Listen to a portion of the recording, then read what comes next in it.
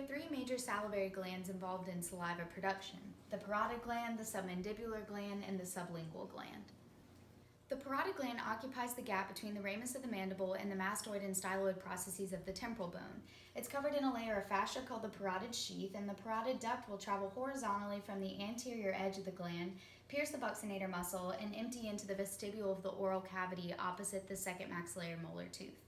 The submandibular gland lies along the body of the mandible. It is partly superior and partly inferior to the posterior half of the mandible, and partly superficial and partly deep to the mylohyoid muscle. The submandibular duct arises from the part of the gland that is in between the mylohyoid and hyoglossus muscles. It'll run anteriorly and open to small orifices on the sublingual papilla on each side of the frenulum.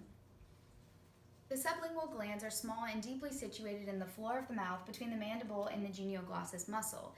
The glands on each side unite near the lingual frenulum, and numerous small sublingual ducts open into the floor of the mouth alongside the lingual folds. Parasympathetic innervation of the parotid gland stimulates saliva production. The glossopharyngeal nerve, or cranial nerve 9, conveys presynaptic parasympathetic fibers to the otic ganglion. Postsynaptic parasympathetic fibers are conveyed to the parotid gland via the auriculotemporal nerve. Sympathetic innervation to the parotid gland decreases production of saliva. Presynaptic sympathetic fibers are conveyed to the superior cervical ganglion.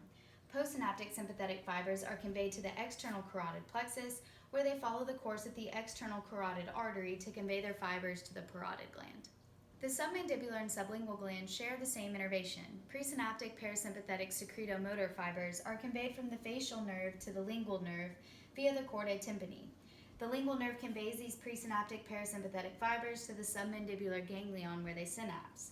Postsynaptic parasympathetic fibers follow the course of arteries to reach the submandibular and sublingual glands to stimulate production of saliva. There's also postsynaptic sympathetic fibers from the superior cervical ganglia that innervate these glands to decrease secretion of saliva.